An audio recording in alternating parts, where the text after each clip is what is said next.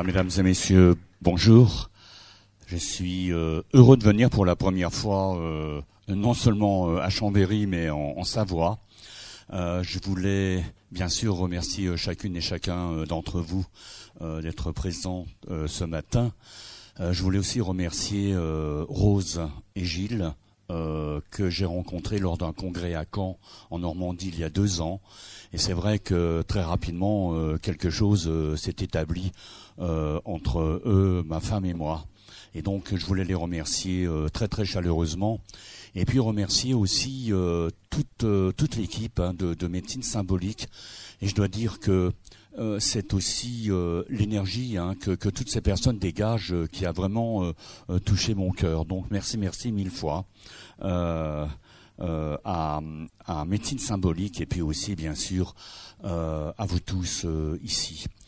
J'ai un petit peu réfléchi sur le thème que je voulais présenter sur les grands voyages de l'âme. Bien sûr, il y aurait énormément de choses à dire et peut-être la première, c'est est-ce que nous avons une âme ? Est-ce que tout le monde a une âme ? Est-ce qu'un arbre a une âme ? Est-ce qu'un chien a une âme ? Je crois que l'âme, c'est quelque chose qui fait partie de ce qu'on appelle le vivant dans l'univers. Quelque chose qui n'a pas cette énergie, cette flamme, peut-être n'a pas d'âme, ou peut-être n'est pas vivante dans le sens où on l'entend. Ce qui veut dire pour moi que l'âme, c'est quelque chose de fondamental, c'est quelque chose qui nourrit l'énergie de l'univers, c'est quelque chose qui nourrit quelque chose qu'on appelle l'être humain. C'est aussi quelque chose qui fait rire les enfants, qui fait fleurir les premières fleurs du printemps et qui fait tourner les soleils. Hier, j'ai écouté quelques conférences qui sont vraiment que j'ai trouvées réellement intéressantes et j'ai pensé à Réjeanne Hérault, qui avait écrit un livre sur la réincarnation il y a quelques années et qui avait fait une interview sur mes travaux. Et elle a cité un certain nombre de théoriciens, donc du voyage hors du corps, du voyage hors du temps. Et ce sont principalement des médecins ou des psychiatres. Et je me suis dit, mais finalement, il y a aussi des physiciens qui s'intéressent à cela. Parce que si vraiment vous pensez que l'âme existe, mais l'âme c'est une énergie, c'est quelque chose qui influence et qui donne une énergie à tous ceux qui marchent, à tous ceux qui vivent, à tous ceux qui volent, à tous ceux qui rampent. Je crois que l'aventure, pour moi, a commencé peut-être il y a longtemps, peut-être il y a 30 ou 50 000 ans. Excusez-moi, faut pas que je me trompe. Voilà. Et il y a 30 ou 50 000 ans, enfin entre 30 et 50 000, selon la paléoanthropologie, il y a eu une mutation neuronale chez les êtres humains de cette époque. Et ça a été peut-être le début du voyage vers l'autre monde. Donc des êtres investis que la tradition planétaire va appeler chamans, eh bien à travers des techniques très simples, en collant l'oreille sur le sol qui bougeait à travers le grondement des troupeaux, à travers la pluie qui tombe, à travers le bruissement des feuilles, ils entraient dans un état particulier de conscience. Et peut-être ça a été le début du grand voyage. Si vous voulez, j'ai rencontré, il n'y a pas très longtemps, parce que c'était la semaine dernière, une personne à Paris qui me dit je connais un médecin qui est un spécialiste de l'imagerie médicale, hein, les IRM et les PET scans. Et donc, il travaille beaucoup sur la manière dont le cerveau fonctionne lorsque nous avons des pensées et des émotions. Et donc, pour lui, la conscience, elle est intimement liée aux processus cérébraux. Et donc je dis à la personne, mais ça voudrait dire que toutes les religions de l'humanité, tous les prophètes, tous les sages, tous les saints, tous les médiums, bref, si vous voulez, tous ceux qui ont un lien avec l'autre monde et avec des capacités particulières du cerveau, eh bien tout ça, ce serait pas vrai. Et donc elle me dit, oui, c'est ce que je lui ai dit. Je lui dis, mais les religions pourraient ne pas exister. Et il dit oui. Ça voudrait dire que si notre conscience est liée à la manière dont notre cerveau travaille, ça voudrait dire qu'il n'y a rien après. Et c'est quand même quelque chose de terrifiant. Et donc parfois on m'a dit, ah mais vous êtes dans un système de croyance. Alors j'ai dit non, je ne suis pas dans un système de croyance, je suis dans un système d'expérimentation. C'est-à-dire que j'ai essayé de comprendre le phénomène du voyage hors du temps, de ramener les gens durant leur enfance, qui est relativement facile, de ramener les gens durant la vie intra-utérine. Et là, vraiment, il y a quelque chose d'autre qui commence à surgir, c'est-à-dire toute la conscience intra-utérine. Et je me rappelle d'un producteur de TF1, à la fin des années 80, qui s'appelait Bernard Martineau. Et Bernard s'était intéressé à mes travaux et il a fait un documentaire qui a été peut-être l'un des premiers sur une grande chaîne nationale qui s'appelait « Le bébé est une personne ». Et donc c'est vrai, dans le ventre d'une maman, eh bien le bébé est déjà une personne. Mais lorsque vous ramenez les personnes en relaxation, quels que soient les termes utilisés, mais dans un état, on va dire un basculement de l'état normal de veille, eh bien à peu près vers 3 mois fœtal, eh bien les gens vont dire je flotte. Alors bien sûr, il y a eu des recherches cliniques qui ont été faites, il y a eu des expérimentations universitaires. Je pense à l'université de Stanford. Je pense à quelqu'un que j'ai bien connu ici, qui était un grand monsieur, une légende. Qui était Ian Stevenson. Ian Stevenson, il était professeur de psychiatrie à l'université de Virginie à Charlottesville. Et il avait écrit un livre dans les années 80 qui s'appelait « Ces enfants qui se souviennent ». Et il avait écrit, ça c'était son deuxième livre, pardon. Le premier livre, c'était « 20 cas suggérant la réincarnation ». Donc on reconnaît la prudence de l'universitaire, parce que suggérant. Mais Stevenson, je l'ai rencontré d'une manière personnelle. On est passé tous les deux quelques années plus tard sur le plateau de Ex Libris avec Poivre d'Arvor pour la présentation de son deuxième livre. Ian Stevenson, il avait une prudence normale d'universitaire, mais c'est quelqu'un qui était convaincu qu'il y avait quelque chose en nous qui ne peut pas mourir. Il y a quelque chose en nous qui préexiste à notre naissance et quelque chose qui survit au moment où ce corps va cesser ses fonctions. Et c'est vraiment ce grand voyage de l'âme.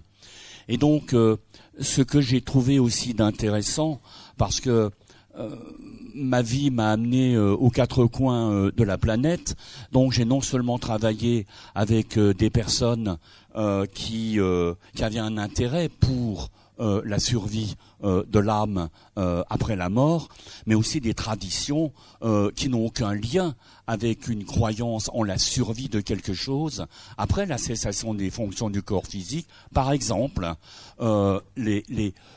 Nonoma, si vous voulez, fait partie de la tradition Cheyenne. Donc les Cheyennes vivent dans le Nebraska, vivaient dans le Nebraska au 19e siècle. Mais on a travaillé et vécu aussi partiellement en Amazonie, parce qu'on a vécu 7 ans au Brésil avec mon épouse. Et donc on a rencontré des Indiens d'Amazonie, dont un chef qui s'appelle Tinia. Et Tinia, c'est donc un chef d'une tribu qui s'appelle les Fulnio, qui veut dire les Indiens de la rivière. Et donc en Polynésie aussi, avec des Maoris de Polynésie centrale, et puis des personnes de l'île de Pâques, des Pascuans. Alors vous comprenez qu'on est dans des traditions où la réincarnation n'existe pas. Et pourtant, eh bien quelque part, il y a cette capacité inscrite dans notre héritage spirituel de voyager à travers le temps. Alors souvent, on m'a posé la question, on m'a dit Alors parfois on m'a dit, vous êtes réellement physicien? Ben oui, voilà. J'ai vécu 12 ans aux États-Unis, j'ai vécu 9 ans à New York et 3 ans à Chicago, mais j'ai passé un 3e cycle de physique théorique dans une université qui est remarquable, qui est Columbia. Et c'est à Columbia que j'ai passé une thèse sur la nature du temps en mécanique quantique. Et donc c'est en fait cet intérêt particulier pour ce qu'est le temps qui m'a amené vers quelque chose de totalement imprévu et qui a fait basculer ma vie, puisque à la fin des années 70 et au début des années 80, j'avais entendu parler de régression dans les vies antérieures, ce qu'on appelait past life regressions, hein, ou alors, si vous voulez, les thérapies sur les vies antérieures. Alors il y aurait, une fois encore, énormément de choses à dire sur cette capacité. Ce dont je voudrais témoigner aujourd'hui, c'est pas convaincre, mais simplement dire voilà ce qu'on a observé, voilà ce qui a été vécu. Il faut que chacun fasse son cheminement. Mais ce que j'ai vécu personnellement, ou ce que j'ai fait vivre à des tas d'autres personnes, et je crois qu'il y a à peu près 19 nationalités qui ont travaillé avec moi, c'est que quelque part, inscrit en nous, eh bien, il y a l'histoire lointaine de ce que nous avons fait et de ce que nous avons été en des temps originels.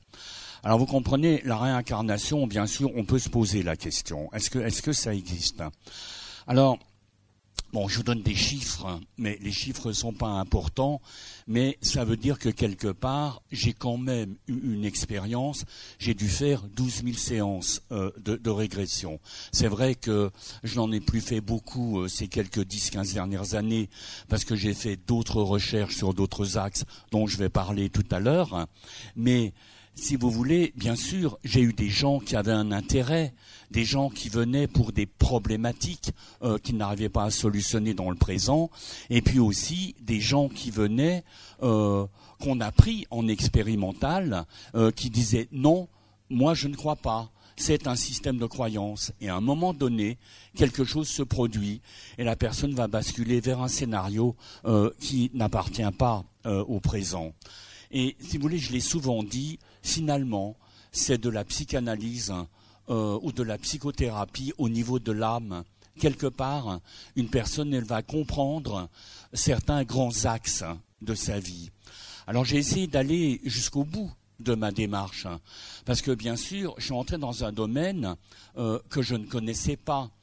C'était principalement des hypnothérapeutes. Par exemple, hier, Réjeanne a parlé de Brian Weiss.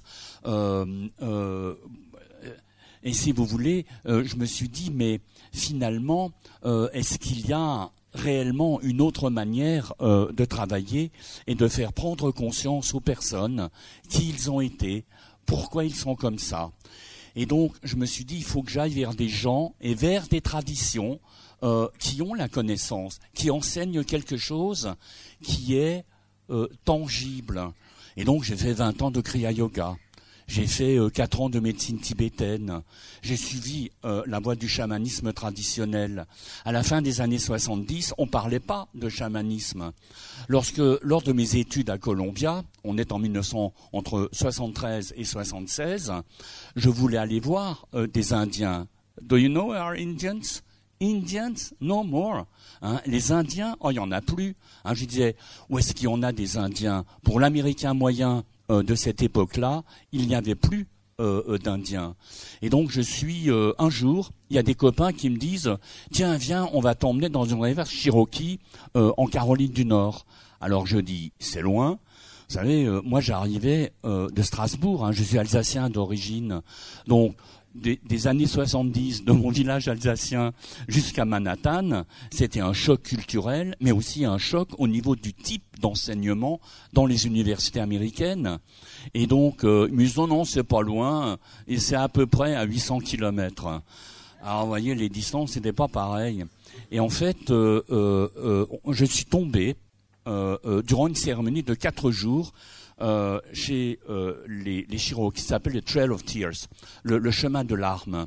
Et donc les Cherokees, tous les 4 ans, ils ont cette cérémonie qui célèbre leur déportation en 1838 des Carolines, donc nord et sud, et ils ont été déportés vers l'Oklahoma. Oklahoma, en langue indienne, veut dire là où rien ne pousse. Et donc, en octobre 1838, eh bien, l'armée américaine a rassemblé les Cherokees comme du bétail, les ont littéralement exportés, déportés de leur terre originelle. Mais en 1975, je suis tombé en plein sur la célébration de ce que eux appellent le traumatisme originel. Et donc, c'est là, en fait, où quelque chose, si vous voulez, a commencé à, je sais pas, je me dis, mais peut-être qu'il y a d'autres manières de penser, peut-être qu'il y a d'autres manières de réfléchir, peut-être qu'il y a d'autres manières d'appréhender la réalité. Alors, est-ce que la réincarnation existe? Eh bien, écoutez, malgré tout ce que j'ai vu, malgré ce que j'ai vécu personnellement, malgré ce que j'ai fait vivre à des tas de gens, eh bien, j'ai encore une question. Est-ce que réellement ça existe? Mais je voudrais aussi vous dire quelque chose. Moi, je suis bon, si vous voulez, la physique théorique, ce sont les historiens de la physique. Par exemple, je vais vous dire, en 1905, Einstein a développé la relativité restreinte. Alors, on va toujours parler d'Einstein, qui réellement est un génie. Mais il y a aussi les travaux d'autres théoriciens sur lesquels il s'est articulé, que ce soit Max Planck, que ce soit Ernst Mach, que ce soit De Broglie, etc., etc. Mais ce qui a fait le génie d'Einstein, c'est qu'il a rassemblé en un tout cohérent plus quelque chose qui lui appartient. Il a donc été le père du début de la mécanique quantique. Mais les physiciens théoriciens sont des historiens de la physique. Donc, quelque part, il fallait que je retourne vers mes études originelles, d'où ça vient, qui a la connaissance, qui explique, pourquoi ils expliquent, sur quoi ils s'articulent, etc., etc. Et donc, ça a été aussi une autre aventure. Alors, je disais, je suis un peu on va dire un fan de ce que l'on appelle le principe d'incertitude, qu'on appelle réellement en physique les inégalités de Heisenberg. C'est-à-dire, et pour expliquer simplement, le fait d'observer une expérience va changer les paramètres de certaines particules qui composent cette expérience. Donc, quelque part, on ne voit jamais la réalité. Et donc, c'est Heisenberg qui a développé ça dès les années 30. Le principe d'incertitude permet aussi quelque chose. Si vous êtes totalement convaincu de ce que vous croyez, il n'y a plus de place en vous pour autre chose. Et donc, je me suis souvent dit, il faut jamais que je sois certain de moi, parce que il y aura plus de place en moi pour dire, et s'il y avait encore autre chose. C'est la raison pour laquelle je me dis, est-ce que loin en moi, est-ce que réellement ça existe ou est-ce qu'il y a quelque chose d'autre? Mais je veux dire, en presque 40 ans maintenant, si je peux parler simplement, j'ai pas pu piéger le système. Ce que les gens ont vécu, il y a eu des preuves. Des gens sont allés sur des lieux qu'ils ont décrits. Je vous donnerai 2 ou 3 exemples tout à l'heure. Alors, voyager vers un passé antérieur. Pourquoi? Alors, il y a des gens qui disent « Oh, moi j'ai assez d'enquiquinement dans ma vie présente. S'il faut prendre ceux des vies antérieures, je vais pas m'en sortir. » Mais c'est vrai que lorsque la conscience s'ouvre, il va y avoir différents phénomènes qui vont se produire. Il va y avoir un sentiment d'union. Il va y avoir le sentiment de transcendance de l'espace-temps. Il va y avoir le sentiment du sacré. Alors bien sûr, il y a des gens qui me disent, est-ce qu'il faut vivre des vies antérieures? Alors je le dis et je réponds très clairement, non, non. Si vous voulez, vous saviez que pour gravir la montagne, eh bien, il y a plusieurs chemins qui sont possibles. Donc, on n'a pas besoin uniquement de vivre des vies antérieures pour s'ouvrir à soi-même spirituellement et pour se rendre compte du vivant qui existe sur la planète et sous toutes ses formes dans l'univers, mais c'est aussi des aspects entiers de la vie quotidienne d'une personne qui soudain trouve une explication dans une expérience quelconque. J'avais rencontré un psychanalyste à Chicago qui s'appelait Greg Paxson. Et c'est Greg Paxson qui m'a fait vivre mes premières expériences. Parce que ça faisait 2 ans que je m'intéressais au phénomène, mais j'avais rejoint un groupe de psy. Donc, il dit, oh, tiens, tu es physicien, tu peux avoir des idées intéressantes. Nous, on se réunit une fois par mois parce qu'on est confronté à une problématique qui nous dépasse. Mais ce qu'on a vu et vécu et observé, c'est que lorsque des gens ramènent à la conscience des scénarios d'une soi-disant vie précédente, des pans entiers de leur existence présente commencent à s'améliorer. Mais on ne sait pas quoi faire avec ça. Et donc, pendant 2 ans, une fois par mois, à peu près 9 ou 10 fois par an, eh bien, j'ai fait partie de ce groupe. Et au bout de 2 ans, je me suis dit, mais si je veux comprendre réellement ce qui se passe dans la tête des gens, il faut que je vive l'expérience moi-même. On ne peut pas parler de quelque chose si on ne l'a pas vécu. Quelqu'un qui va parler du rêve sans jamais avoir rêvé de sa vie, eh bien, c'est quelqu'un qui peut avoir une connaissance théorique, mais si vous me permettez l'expression, il ne l'a pas vécu avec ses tripes. Il ne l'a pas vécu, si vous voulez, à l'intérieur de lui. Et donc, ben voilà, me voilà parti en direct au XIe siècle, très exactement en 1065. Et j'ai ramené à la conscience la vie d'un abbé. Alors, je ne suis pas abbé aujourd'hui, hein, tout va bien. Mais, si vous voulez, et j'ai retrouvé le nom de cet homme, c'était l'abbé Lanfranc. Dans cette expérience, je parlais de l'enfrein. Et l'enfrein, j'ai décrit l'abbaye où il a vécu. Et puis aussi une rencontre avec quelqu'un dont vous avez peut-être entendu parler, qui est Guillaume le Conquérant, le duc de Normandie. Et donc pendant à peu près 45 secondes, j'ai parlé en haut français du Moyen-Âge, c'est-à-dire qu'il y a un phénomène que les spécialistes linguistiques connaissent, ça s'appelle la xénoglossie. La xénoglossie, c'est l'art de parler une langue sans jamais l'avoir apprise. Alors vous allez me dire que 45 secondes, c'est pas très long, mais en 45 secondes, on peut dire beaucoup de choses. Et donc, j'ai parlé à Guillaume en haut français. Et j'ai décrit la bataille de Hastings. J'ai décrit donc en 1066 les Saxons qui dévalaient les collines et toute la cavalerie normande en ordre de bataille. Mais vous comprenez, c'est quelque chose qui s'est imposé à moi. C'est quelque chose, j'avais pas besoin de réfléchir, de dire des E, des A, peut-être, j'imagine. Non, c'était là. Mais quand Grégory Paxson m'a ramené à la conscience, j'ai été comme sonné. Je me suis dit, bon sang, mais c'est quoi tout ça? Et donc, j'ai fait des recherches à la bibliothèque de Manhattan, puisque j'habitais encore à New York à ce moment-là. Lui était à Chicago. Et donc, je suis tombé sur un livre du Haut Moyen-Âge, enfin un livre d'histoire du Haut Moyen-Âge, et je suis tombé sur l'abbaye de l'abbé Lanfranc. Et donc, cette abbaye, c'est l'abbaye du Bec-et-Loing. Et en 1983, au moment de la semaine des rameaux, lors d'un passage en France, eh bien, je suis allé au Bec-et-Loing et j'ai vécu quelque chose de très très particulier. Parce que quand je suis descendu du bus, hein, j'avais pas de voiture, j'ai pris le train de la gare Saint-Lazare jusqu'à Évreux. Et de Évreux, j'ai pris le car qui passait dans différents villages. Et donc, je suis arrivé à la tombée de la nuit au Bec-et-Loing. Ça s'appelle l'abbaye du Bec. Et ça a été fondé en 1065. Et donc, quand je suis descendu et j'ai vu les murs de l'abbaye, il reste encore des pans du monastère originel. J'ai eu quelque chose que peut-être certains connaissent, qui s'appelle le phénomène de déjà-vu. C'est-à-dire que vous avez les jambes qui commencent à trembler, vous entrez en tachycardie, et puis quelque part en vous, quelque chose dit ben c'est ça, c'est ça, c'est ça. Et donc c'est le frère Robert, qui est le frère portier, qui m'a ouvert.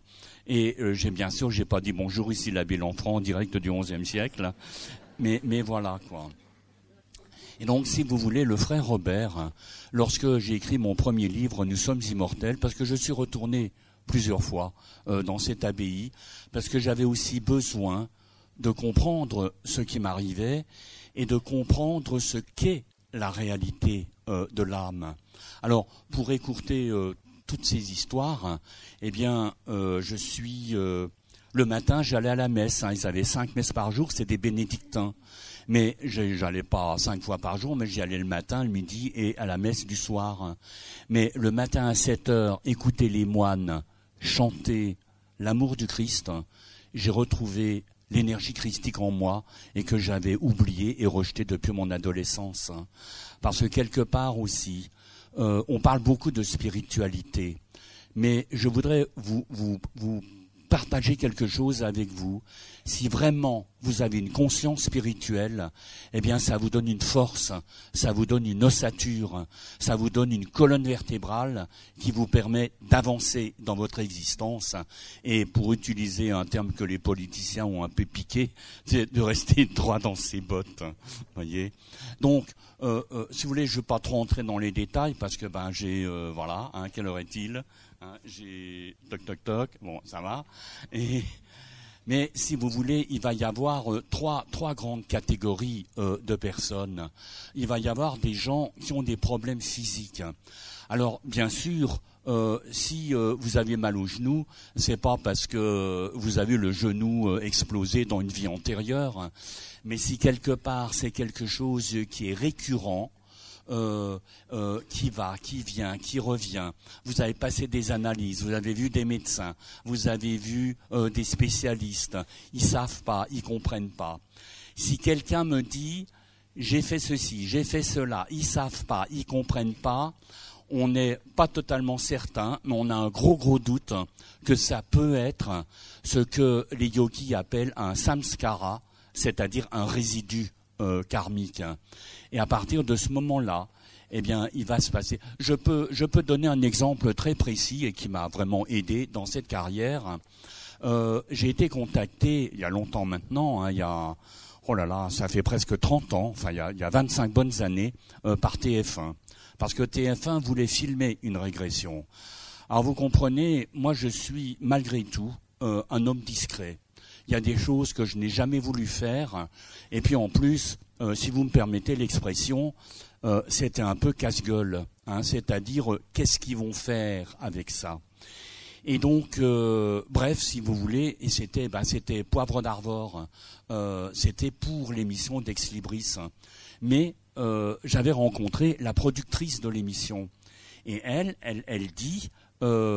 je voudrais faire l'expérience et donc par contrat, parce que j'ai dit je vais être totalement maître de ce qui se passe et s'il y a des choses, par exemple où la personne dit on m'égorge, je veux pas que ça passe à l'antenne. Donc ils ont respecté. Mais cette femme, elle a vécu une décapitation. Et donc, bref, si vous voulez, il montre à l'antenne une séance très courte, mais qui n'était pas la séance des décapitations, enfin le moment de la décapitation, mais des descriptions très particulières. Et 8 jours après, la dame me téléphone, et puis elle me dit, écoutez, je voudrais vous voir à titre personnel, parce que depuis 7 ans, j'ai des problèmes de nuque. Et depuis 8 jours, j'ai une espèce de légèreté dans la nuque que je n'ai jamais eue avant.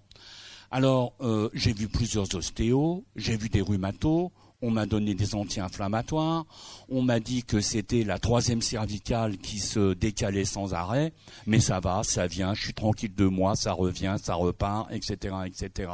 Or, là, j'ai cette sensation particulière. Et en fait, c'est grâce à elle, si vous voulez, qu'ensuite, il y a eu 2 Ex Libris, et puis des gens ensuite que j'ai connus, comme par exemple Jacques Villeray, comme il y a eu Sheila, puisque Sheila, on a parlé, elle a écrit un livre qui s'appelle Les Chemins de Lumière.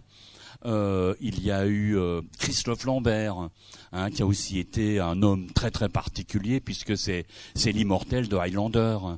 Donc il y a eu un article dans Le Figaro Madame où l'immortel de Highlander rencontre l'auteur de Nous sommes immortels, parce que cette année-là, il avait été consacré l'homme de l'année, voyez, etc., etc. Mais simplement pour vous dire que c'est pas quelque chose de sensationnel, c'est quelque chose d'intime, c'est quelque chose de, c'est vraiment enfin, je sais pas, c'est quelque chose d'indéfinissable. Quand on travaille, on a les yeux clos et on emmène la personne. C'est pas des vies de rois, c'est pas des vies de reines, c'est pas des vies de je ne sais pas quoi. Ce sont toutes les cultures planétaires du passé qui reviennent à la surface. C'est la misère du soldat sur le champ de bataille. C'est la maman qui pleure devant ses enfants morts dans un village détruit. C'est la misère du galérien. C'est, je sais pas, c'est les cultures chinoises. C'est un chaman amérindien sur le chemin de la conscience cosmique. C'est un prêtre égyptien qui va expliquer comment il va être en contact avec Osiris, le bien-aimé de l'âme. Donc peu à peu, c'est nos histoires de toutes nos cultures planétaires qui ressurgissent chez des gens qui parfois n'ont aucune conscience. Voyez, donc voilà, les vies spirituelles. Alors si vous permettez, voilà, hein, j'en ai pas vécu 50 des vies, mais j'en ai vécu 8 ou 9. Hein. Mais il y a des vies que j'ai vraiment creusées, des vies où je suis allé sur place. Alors bien sûr, je disais, il y a les problèmes physiques, excusez-moi, je reviens un tout petit peu en arrière. Il y a les problèmes émotionnels, psychologiques. Par exemple, des gens qui ont la phobie des foules.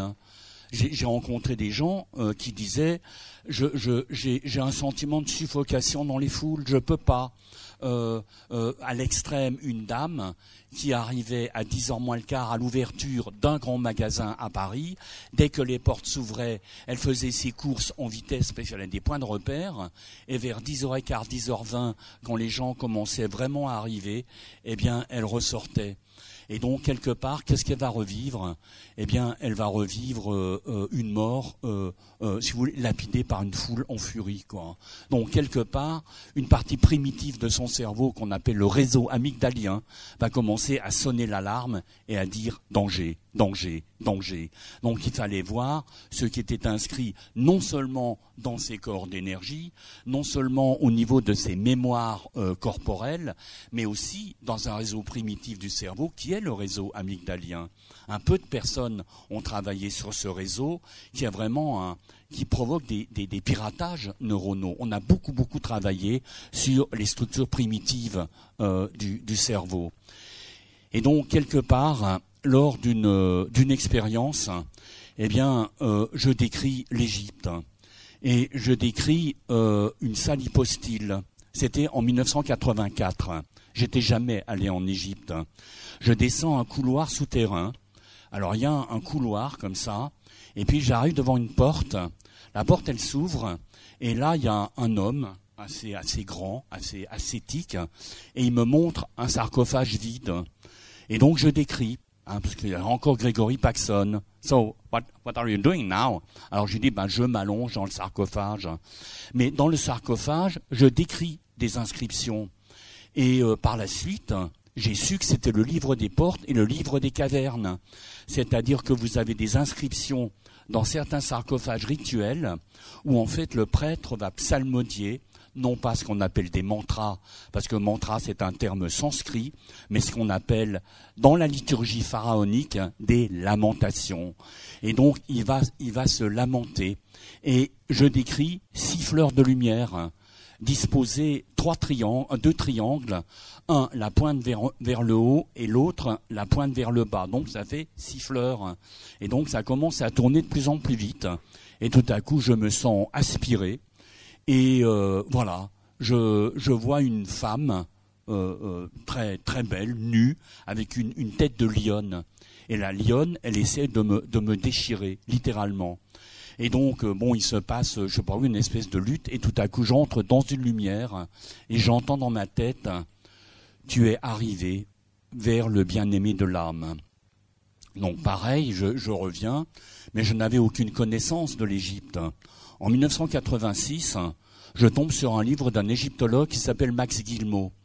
Et Guillemot écrit un livre que vous pouvez toujours trouver, qui s'appelle Les rites initiatiques en Égypte ancienne. Donc, je lis ce livre, et donc il parle de l'initiation d'Osiris. 8 étapes. Donc j'arrive à la 3e, la 4e, la 5e étape. Et je dis, bon sang, mais c'est ce que j'ai décrit. Sauf qu'à la 5e étape, parce qu'il y a un papyrus qui existe, qui s'appelle le papyrus T32. Dans ce papyrus T32, la 5e étape, elle est vide. Mais à la fin de cette 5e étape, où le papyrus reste muet, eh bien, le prêtre, il est proclamé justicier vivant. Et donc Guillemot et d'autres égyptologues disent, mais peut-être qu'il s'est passé quelque chose dans cette 5e étape, parce que ce prêtre qui s'allonge là, ce prêtre qui rentre dans cette crypte et ensuite on ne sait pas ce qui se passe, il est proclamé justifié vivant. En 1989, je vais pour la première fois en Égypte et je vais à Abydos.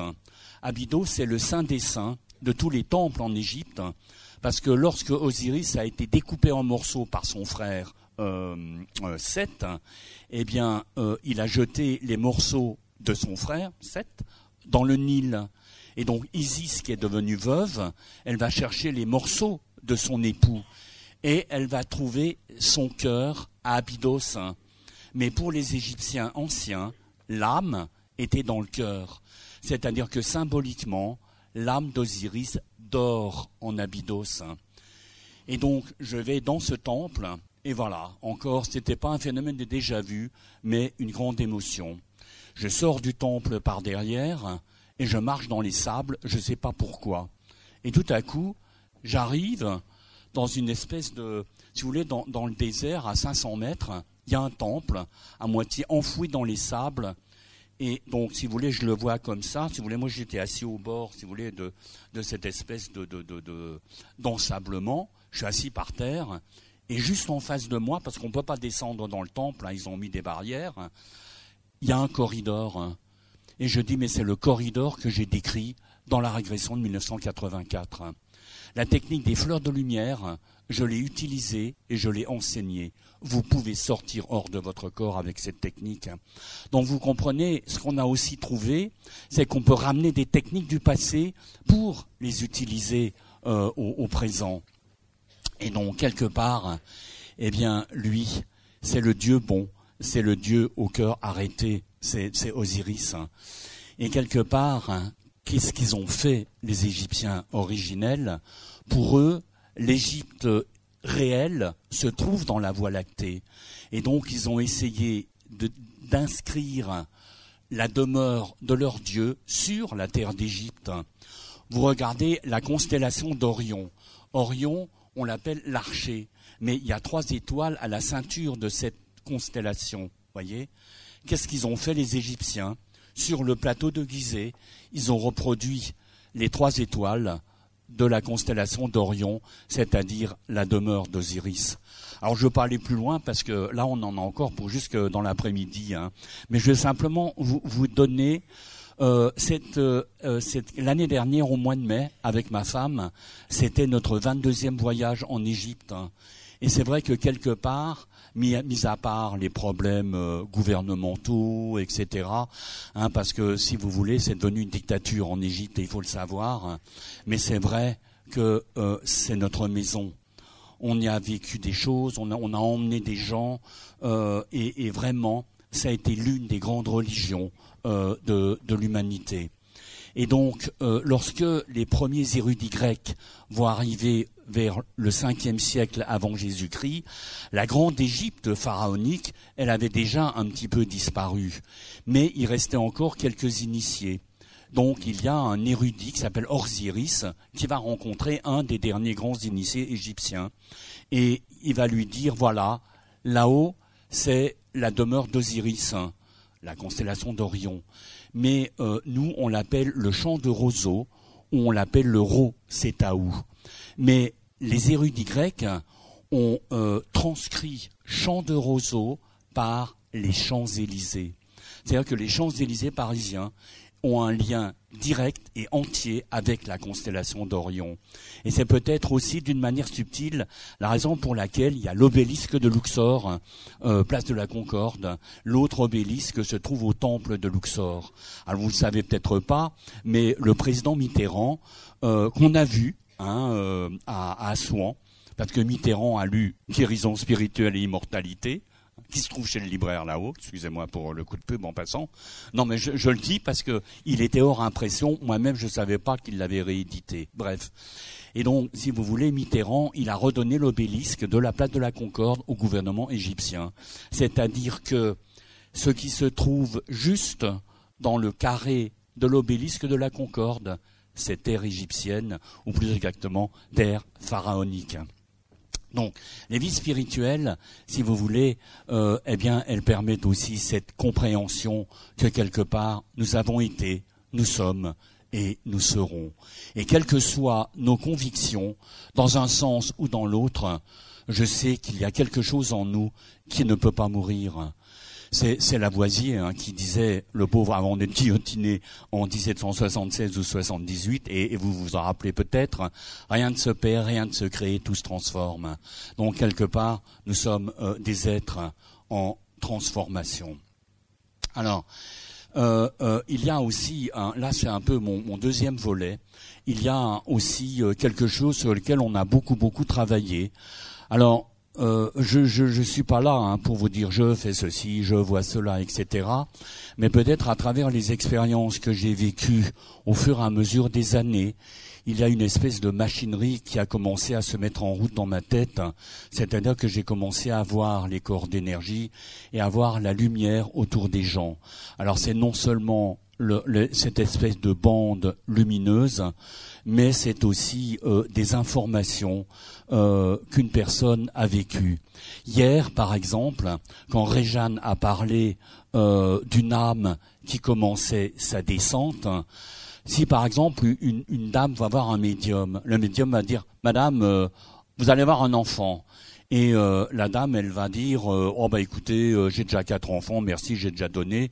Ou alors, vous savez que mon mari, ça va pas trop fort, c'est pas tellement prévu dans le plan quinquennal. Mais voilà. Et tout à coup, 3 mois après, boum, la dame est enceinte. Donc elle va dire mince alors le médium, elle s'est pas trompée. Qu'est-ce qu'il a fait? C'est-à-dire qu'au moment de la descente dans l'incarnation, si vous voulez, c'est comme un cercle. On va quitter ce qu'on appelle le bardo de l'entre-deux-vies. Un bardo veut dire état de conscience en tibétain. Donc c'est le bardo de l'entre-deux-vies.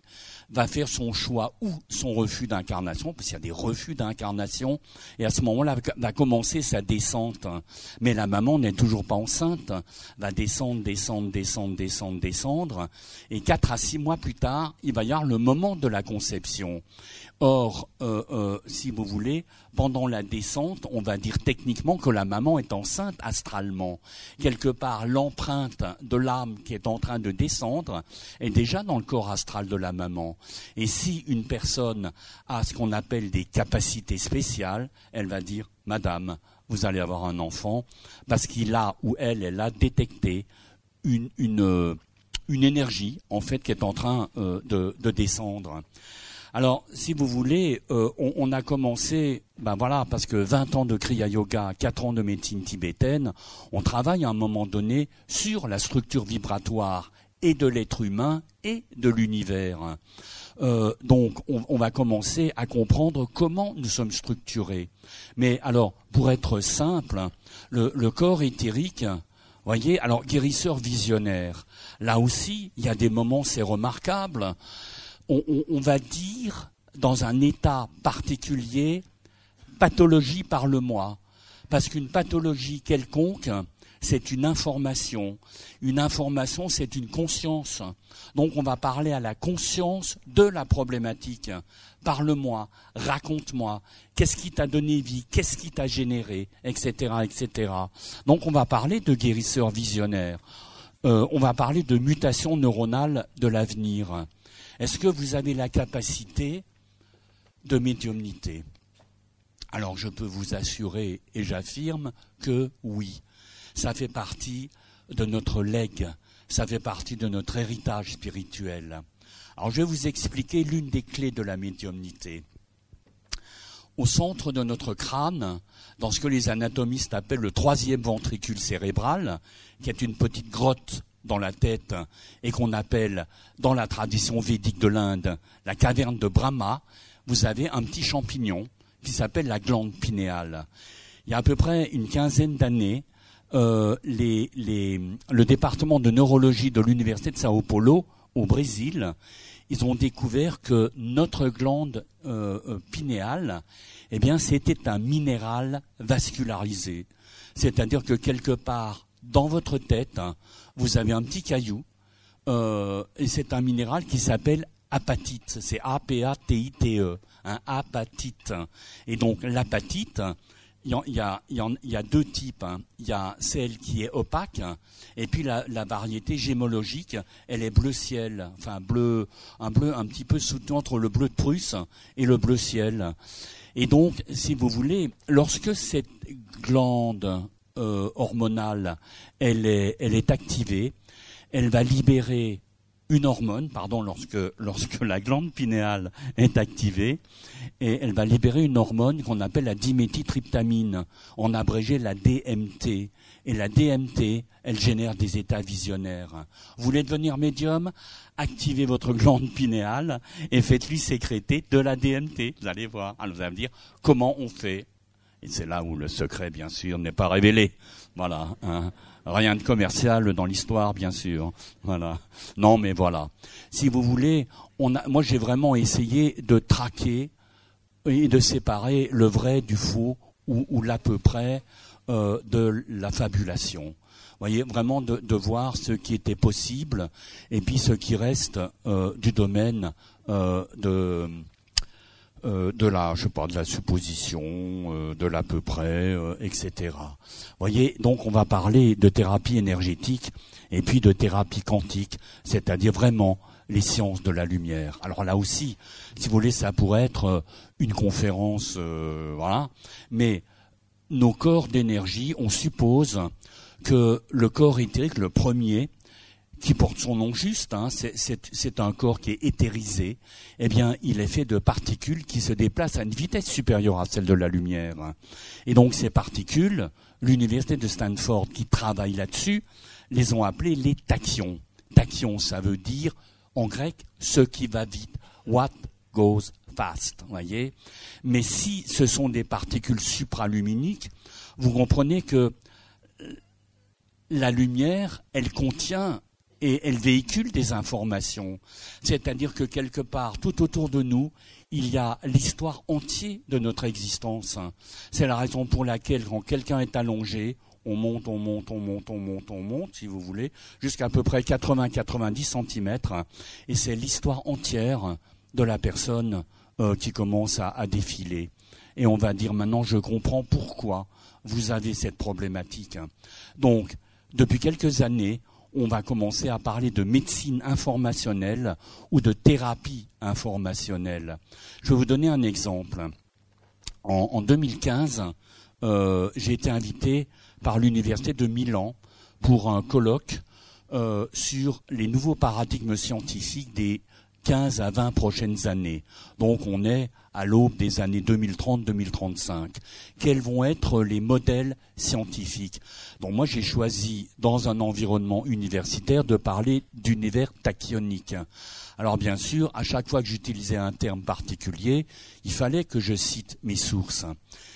Mais parmi les intervenants intéressants qu'il y avait, on était 7 intervenants, il y avait le benveniste italien qui est le professeur Biava.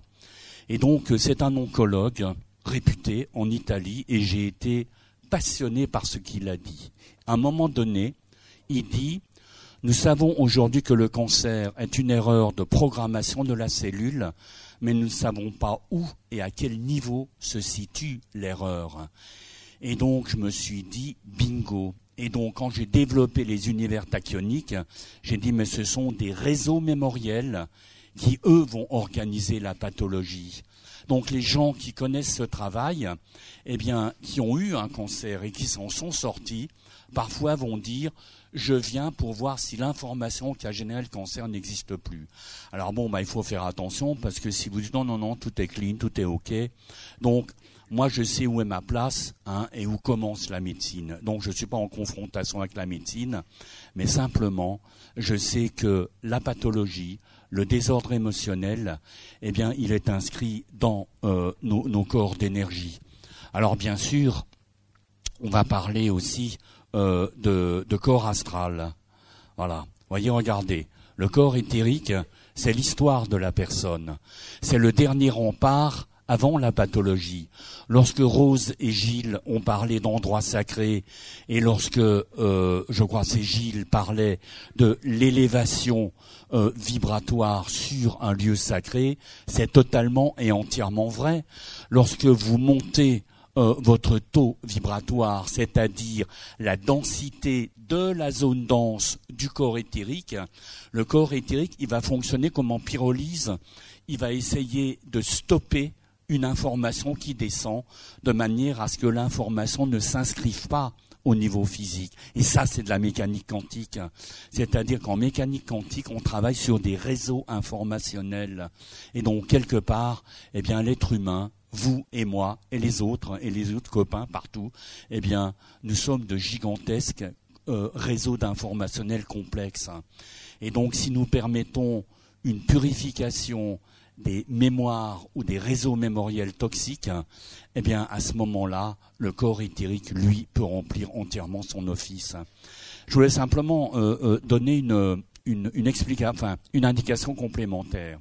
Lorsque vous allez sur un lieu sacré, vous allez dans des sites dans la région, ou alors vous allez sur des sites planétaires, Stonehenge, Machu Picchu, je sais pas, les pyramides d'Égypte, etc., la chambre du roi de la Grande Pyramide, c'est vrai que quelque part, vous montez en vibration. Mais il y a aussi quelque chose d'autre, et ça on a mis longtemps à le comprendre, on l'a compris seulement depuis quelques années, le temps se modifie. C'est-à-dire que quelque part, vous n'êtes plus traversé par le temps séquentiel linéaire tel que nous le connaissons, le temps se ralentit. Et si vous entrez dans une zone où le temps n'existe plus de la même manière, eh bien nos cellules qui sont traversées par le temps entre guillemets normal, eh bien elles peuvent se régénérer beaucoup plus rapidement. C'est la raison pour laquelle vous avez ces effets bénéfiques au niveau du corps physique. Il y a des kystes mémoriels et bien sûr l'influence du futur sur le présent. Alors, l'influence du futur sur le présent, pourquoi ?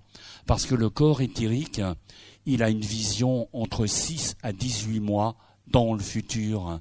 C'est-à-dire que lui, il est capable de voir s'il y a une pathologie qui est en train de descendre, parce que certains de ces paramètres vont commencer à se modifier. Nous, on ne peut pas savoir ce qui va se passer dans 3 ou 6 mois. Lui le sait déjà. Donc c'est aussi la raison pour laquelle les thérapies dites quantiques, qui sont des thérapies informationnelles, eh bien, c'est vraiment une tendance extrêmement intéressante pour permettre à quelqu'un, non seulement de vivre correctement sa vie, mais aussi comme, vous savez, les Navajos, enfin, on est allé en pays Navajo dans le sud-ouest américain plusieurs fois. C'est une région où j'aurais aimé terminer ma vie, dans le nord de l'Arizona, un endroit qui s'appelle Flagstaff. Qui ressemble un peu, enfin je parle des Vosges parce que je connais les Vosges alsaciennes, mais c'est des forêts de sapins, c'est à 3000 mètres d'altitude, mais on est dans des contrées, dès que vous descendez à 1000 mètres, il fait 30-35 degrés, donc 3000 mètres, il fait pas froid. Eh bien, si vous voulez, les guérisseurs Navajo disent « walk in beauty ». Walk in beauty veut dire marcher sur le chemin de la beauté, ce qui veut dire mourir en bonne santé, à un âge avancé.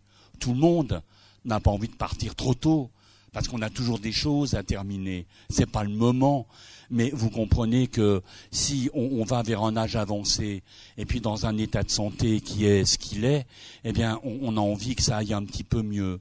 Si vous voulez, moi, j'ai pas de formation médicale, mais je dis toujours, ma maman, il y a aussi mon père quand même, mais ma mère m'a donné une bonne cervelle. Je savais pas qu'il y avait autant de gens qui souffraient. Je savais pas qu'il y avait autant de malades. Donc, c'est le physicien, avec une vision spirituelle, qui dit, mais comment est-ce qu'on peut faire pour solutionner ces problématiques au niveau personnel, au niveau collectif, au niveau planétaire? Comment permettre d'avoir une vie durable, équitable, juste pour chacun d'entre nous, que ce soit les personnes de toute race, de toute condition, de toute confession religieuse, à partir du moment où ça ne met pas en danger l'autre. Vous comprenez? Et alors, le corps astral, Et on y voilà. Mémoire de vie antérieure. C'est là où se trouvent les vies antérieures. C'est là où on va commencer à avoir des images de passé ancien. Mais quelque part aussi, quand on voit dans le corps éthérique qui commence sa formation vers l'âge de 3 mois fœtal et qui termine sa carrière au 40e jour après la mort, eh bien, si on voit des images antérieures à cette vie dans le corps éthérique, on sait que c'est une problématique karmique. Et donc, ça s'appelle un samskara, c'est-à-dire un résidu karmique. Alors, si ça vous intéresse, il y a des cancers d'origine de constellation familiale que j'ai pas le temps d'aborder là, mais il y a aussi des cancers d'origine karmique. Alors si ce sont des cancers d'origine de cette vie avec des dérèglements dus à des gènes qui vont favoriser le cancer au niveau de notre code génétique, c'est une chose. Mais si c'est un cancer d'origine karmique, c'est beaucoup plus difficile. Et là, la médecine conventionnelle ou les thérapies conventionnelles n'ont plus d'effet parce qu'il fallait sauter le pas vers l'avant-vie. Voyez. Maintenant, voilà, vous voyez par exemple, ça sont des images de choses qu'on traite, des choses que j'ai traitées, une tumeur cérébrale. Là, on va brûler un réseau mémoriel, c'est la technique du pivert, c'est-à-dire qu'on va brûler littéralement dans l'éthérique un réseau karmique. Ça, si vous me permettez l'expression, c'est une vacherie. Ça, c'est de l'arthrose cervicale, et donc on va brûler comme des fumées, si vous voulez, dans la nuque. Ça, c'est un cancer de la thyroïde. Donc, on va brûler l'information de la thyroïde. Voyez. Donc, quelque part, vous comprenez le champ des possibles. Et si tout est bien structuré et logique, ça devient quelque chose de tout à fait remarquable. Voilà. Donc, vous voyez, ce qui m'a donné l'idée, ça, c'est un sarcophage.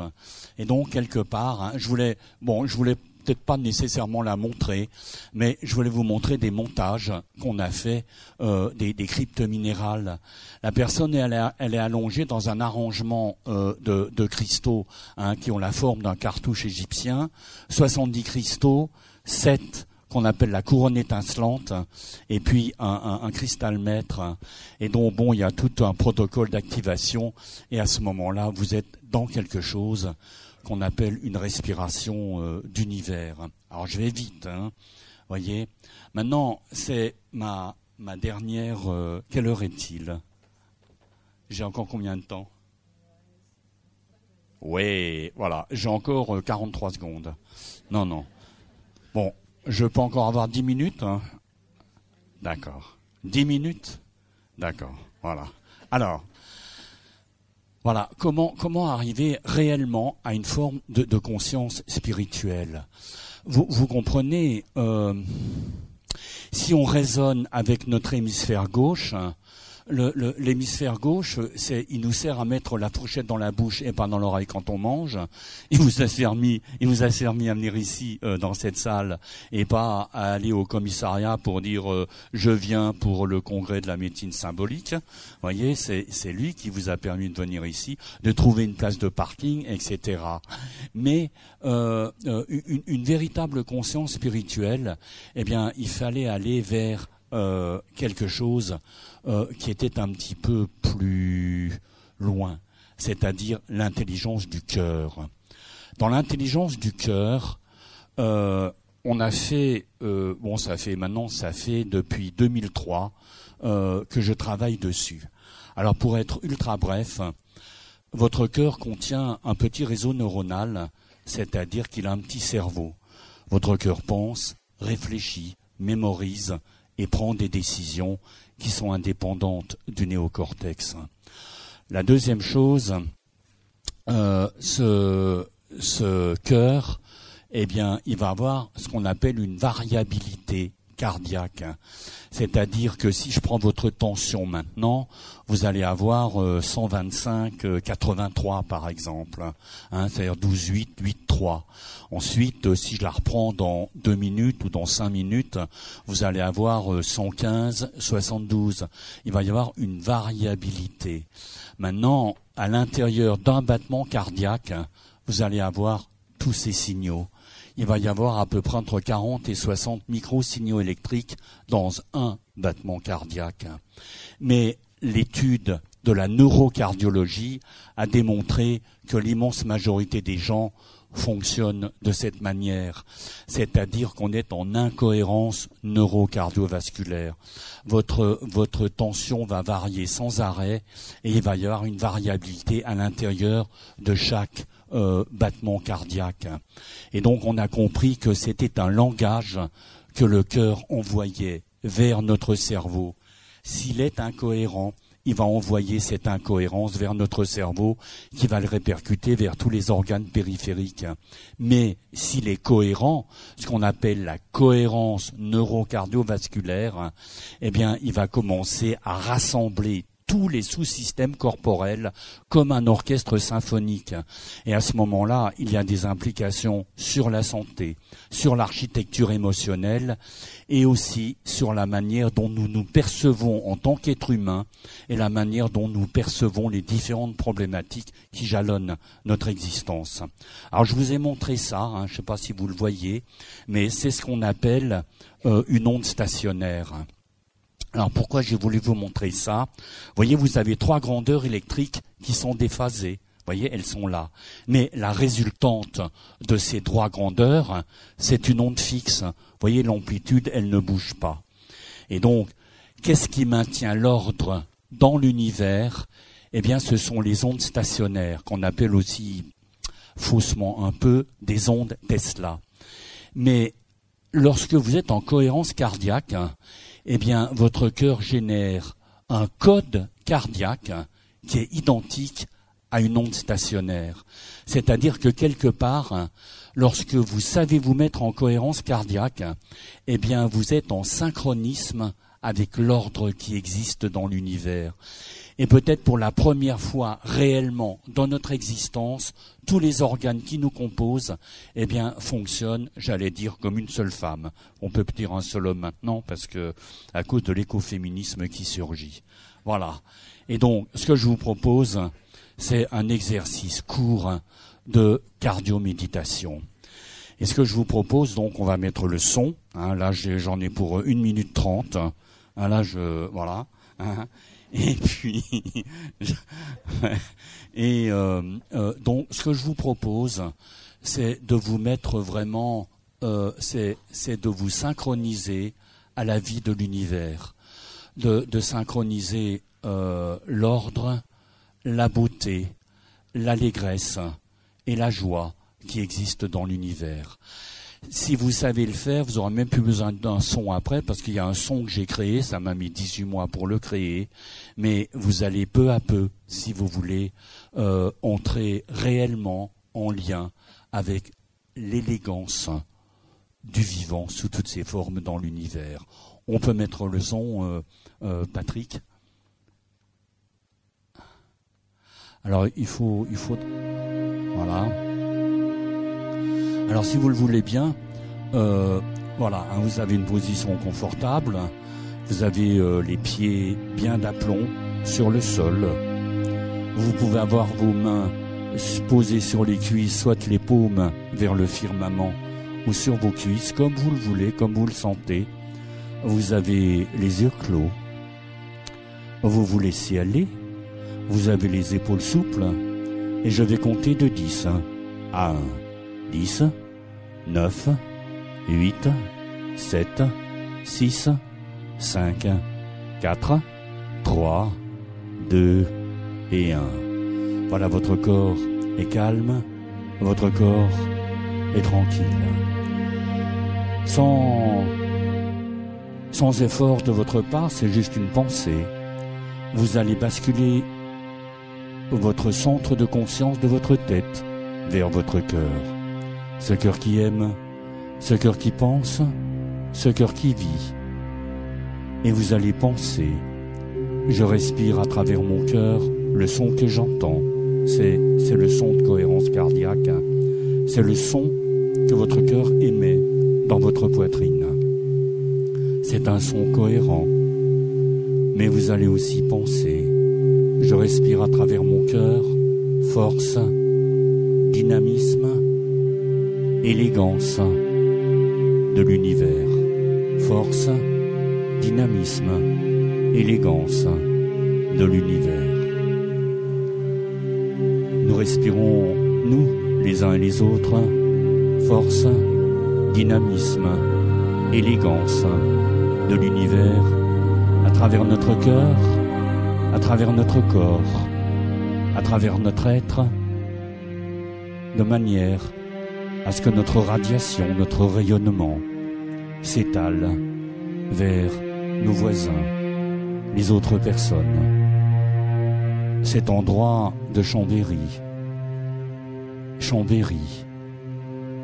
la région Savoie, les départements limitrophes, et puis peu à peu notre pays, la France, et puis aussi de notre pays vers les autres pays limitrophes, l'Europe, et puis peu à peu notre rayonnement, notre radiation s'étale tout autour de notre planète, notre terre-mère, la Pachamama, des contes, des légendes, Incas.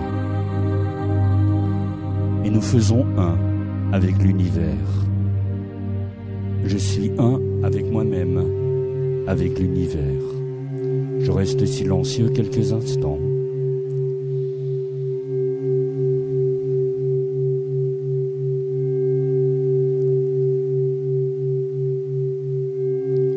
Voilà, je vais compter jusqu'à 5.